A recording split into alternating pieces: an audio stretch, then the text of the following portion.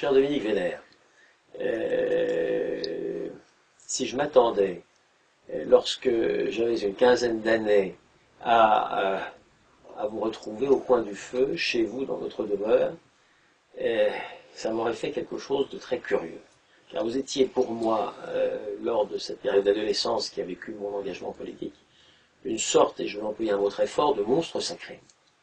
Vous étiez pour moi quelqu'un à la fois de très lointain, avec lequel je me ressentais dans la difficulté de communication, et en même temps un maître et un modèle que j'avais envie de suivre.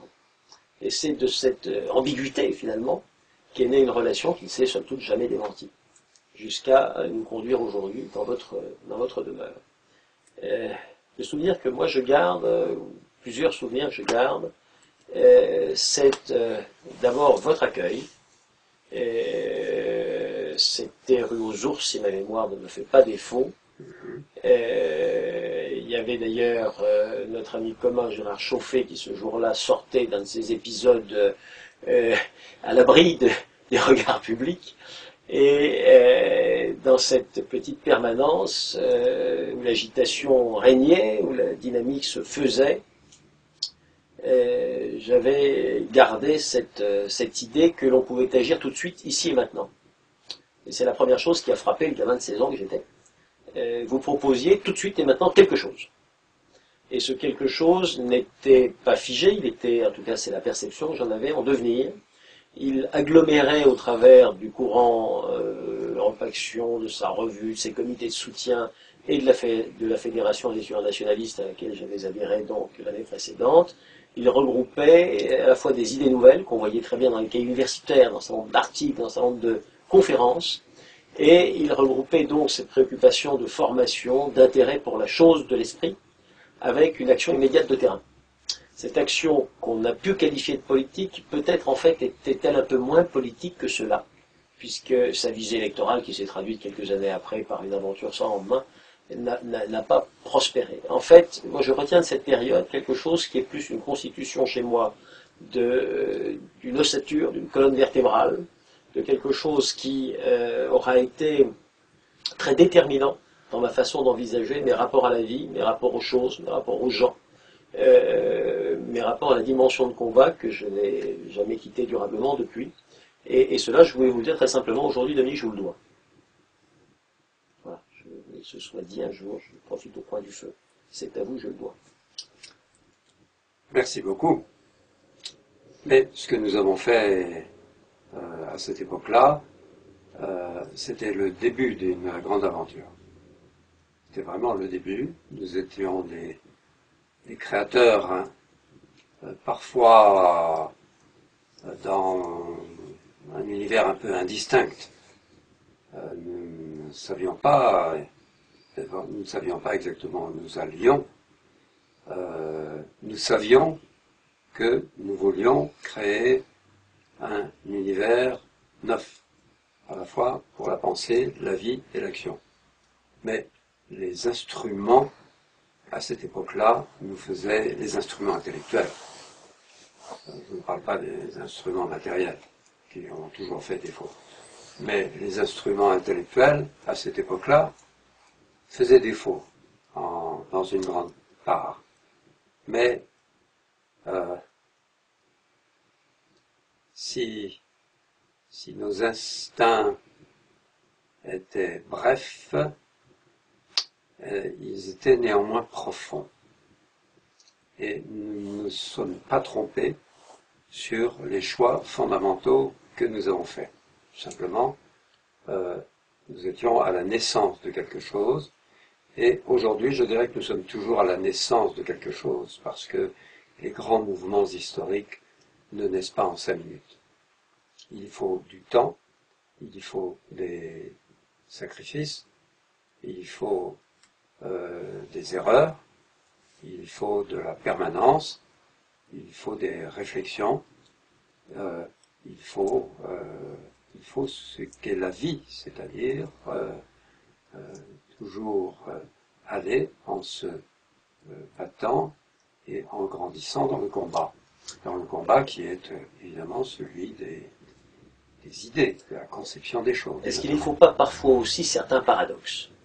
J'avais dans l'esprit, toujours dans cette période un peu lointaine, l'homme de guerre que vous étiez, plusieurs fois emprisonné, ancien militaire, s'étant battu sur différents théâtres d'opérations en Algérie, etc. Et lorsque la consigne fut donnée, pas un homme pour le service militaire, consigne qui pouvait apparaître de la part de gens précisément anciens militaires, comme une sorte de paradoxe, voire de contradiction fondamentale, tout à fait à titre anecdotique, je me souviens, et ça c'est une chose aussi qui m'est restée très présente à l'esprit, que je commençais une préparation militaire, j'avais été convoqué. Et convoqué dans ce qu'on appelait à l'époque les 3 jours des classes, qui risquaient de nous emmener au service militaire lui-même, à 18 ans, n'est-ce pas, qui s'exécutait à l'époque. Et c'était un mardi, le mercredi, il y avait une réunion rue Vendrezanne, qui était le local d'après, je crois.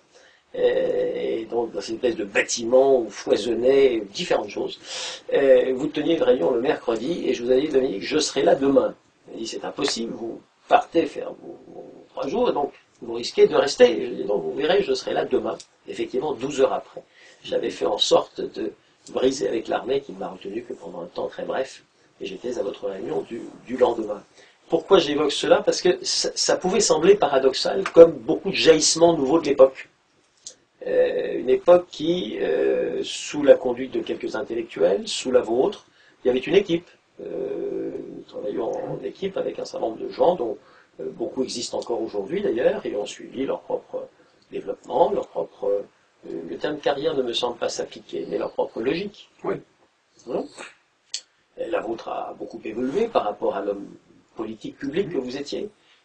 D'autres sont devenus plus philosophes ou plus journalistes ou ont eu des carrières plus économistes. Bon, chacun a eu sa façon de gérer son existence.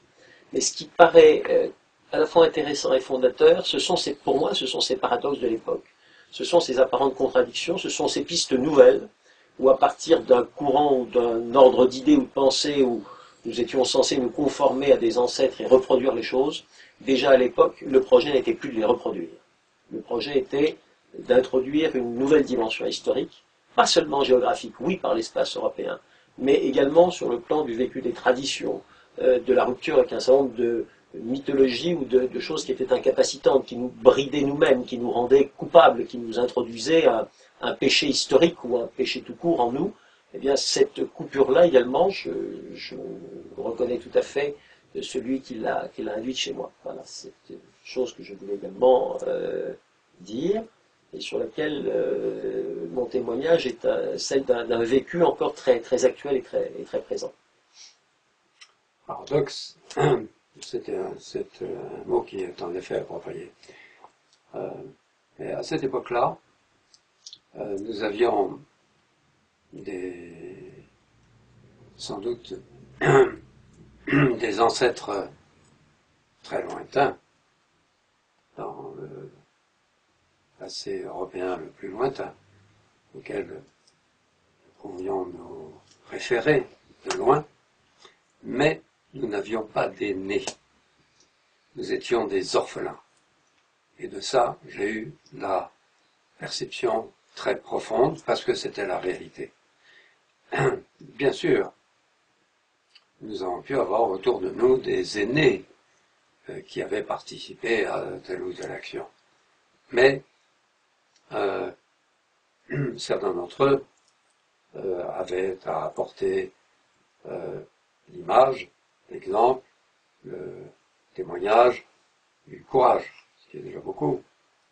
Mais ils n'avaient rien à nous dire sur ce que nous devions faire, nous, à notre génération. Nous étions totalement orphelins et il nous a fallu découvrir par nous-mêmes, en commettant des erreurs innombrables, mais c'est en commettant ces erreurs que nous avons appris et que nous avons créé quelque chose qui était indistinct, qui peut aujourd'hui, avec toutes les formes évolutives possibles, paraître encore indistinct. Pour moi, moi, personnellement. Quelles que soient les différences d'action, d'objectifs concrets entre cette époque lointaine et aujourd'hui, je suis toujours dans la même orientation que je résume en disant dès ce moment-là, j'avais ou nous avions une conscience européenne profonde, ce qui était une nouveauté absolue, et cette conscience européenne, nous n'avons cessé ultérieurement de la développer et de la vivre aussi, sous des formes nouvelles, avec des choix d'action, d'existence, de travail collectif, etc. Nouveaux. Mais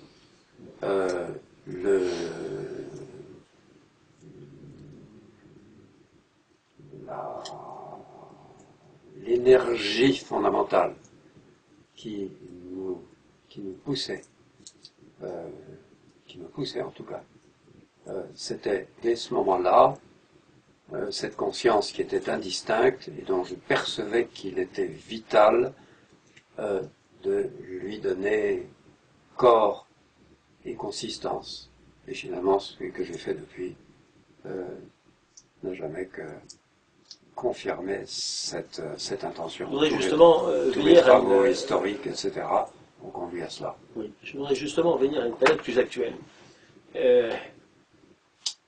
Dans les propositions, dans les innovations, je pense également à tout ce qui a trait aux traditions, à la mémoire des Européens, mais je pense également aux éditoriaux de la Nouvelle Revue d'Histoire, qui à chaque fois éveillent chez moi beaucoup de choses et que vous avez récapitulé ou résumé dans le choc de l'histoire en partie significative. Un des éléments qui m'a enseigné, et là je suis sur l'actualité brûlante, donc sur les mois ou années passées, très, très proche donc, et cette distinction que vous avez introduite entre l'action politique, au sens des mains dans le cambouis pour faire simple, et de la gestion quotidienne, mais aussi au sens du témoignage, de la ruse, de la compétition, de l'élimination, des vindictes, bref, des éléments humains du pouvoir, tel qu'il s'exerce et tel qu'il s'est toujours, en quelque sorte, exercé. Cette distinction entre les gens qui sont donc de l'ordre du politique, qui veulent à tout prix devenir élus, sénateurs, que sais-je, et dont c'est finalement la force vitale qui les anime, qui est cette espèce d'ambition d'être dans le concret du politique, et d'autres qui sont plutôt penchés sur la réflexion, sur la méditation, sur ce que vous avez appelé le corps mystique, avec tout ce que ça signifie d'écart, de distance extrêmement importante par rapport à l'engagement du politique concret et pratique. Et cette forte distinction que vous avez introduite, avec l'exemple de l'Inde, avec l'exemple de différents pays européens dans leur histoire, m'est apparue lumineuse. Pourquoi ? Parce que il m'est apparu aussi dans ma propre existence, ayant eu tantôt des actions de nature politique, puisque j'étais à 3 reprises élu conseiller régional, etc., ou des actions de nature différente, que les deux étaient au même moment incompatibles. Je ne veux pas dire que dans la vie, on ne puisse pas voir se succéder des phases, ce qui a été votre cas d'ailleurs aussi, mais elles me sont apparues comme simultanément incompatibles. Exactement comme une maladie schizophrénique, n'est-ce pas, où on voudrait 2 personnalités en même temps, ayant 2 personnalités tellement écartées qu'elles ne se recoupent et se rejoignent jamais au même moment. Voilà. Et ça m'est apparu quelque chose de très, très concret, qui est également d'ailleurs la raison pour laquelle certains réussissent et d'autres échouent. D'autres qui ont voulu au même moment ou qui désirent encore aujourd'hui par une grande naïveté de jeunes esprits peut-être, faire les deux et les cumuler sur les mêmes chapeaux, sous les mêmes appellations, avec les mêmes groupes et les mêmes moyens, et qui n'y parviennent pas finalement, et qui donc échouent des deux côtés, montre qu'il y a deux côtés. Ça, c'est donc un enseignement très riche, et je le conclurai en disant que ça m'a amené à me poser la question de ce qu'on appelle d'une façon plus large l'influence. Car la méditation, le mysticisme, La lecture, l'enrichissement personnel, le témoignage, l'apport, la prêtrise, tout ce qui tourne autour de ces aspects-là, ne sont pas seulement que des choses pour soi. Elles sont aussi des choses au-delà de soi. Et au-delà de soi se pose à ce moment-là la question, mais quelle est cette forme d'action sur le monde qui n'est pas le monde, mais qui agit sur le monde tout de même? Et ça m'a conduit à me pencher sur ce qu'on appelle d'une manière générale l'influence. C'est-à-dire le fait d'amener des gens à se comporter d'une certaine façon, sans cependant être au milieu de ces gens-là, et donc au milieu des compétitions et des choses qui les agitent pour acquérir la petite parcelle ou le petit ruban, une parcelle de pouvoir ou le petit ruban qui leur sied si bien. Et je crois que ce qui est aujourd'hui interprété comme l'intelligence économique dans le combat économique, comme l'intelligence plus large au sens militaire et stratégique, comme les actions d'influence dans toute la vie pratique des populations, est aujourd'hui une voie qui est probablement celle qui applique le mieux la traduction de ce corps mystique ou de cette idée générale que l'on se fait de sa civilisation et de son combat au travers d'une réalité aujourd'hui. Autrement dit, par les actions d'influence, on est probablement du côté que vous avez défini comme étant le côté mystique, et non pas du côté en réalité défini comme le côté politique, puisqu'on ne subit pas les mêmes avatars du désir absolu d'avoir son bâton de maréchal tout de suite. C'est très bien vu. C'est très bien vu. Cela repose sans doute sur une grande réalité humaine qui est au-delà des idées spécifiques que l'on porte en soi, pour soi-même et pour les autres. Cette grande réalité humaine, c'est ce que l'on pourrait appeler soit les représentations, c'est-à-dire la vision que l'on se fait des choses, et peut-être plus encore l'imagination, les images. Nous sommes mus par des images. Nous sommes mus par notre imagination. Nous avons en nous deux grandes forces, entre autres, parmi tant d'autres. Mais ça, ce sont des forces animatrices essentielles. Nous avons la volonté et nous avons l'imagination. L'imagination, ce n'est pas dans le sens nous allons imaginer de faire ceci ou cela. Non. C'est dans l'image que nous projetons sur le monde, sur la vie. Ce sont les images que nous projetons, le récit, en quelque sorte, que nous donnons des choses fondamentales de la vie, de l'existence. Et parvenir à solliciter l'imagination de nos interlocuteurs, d'une façon ou d'une autre, par tous les procédés.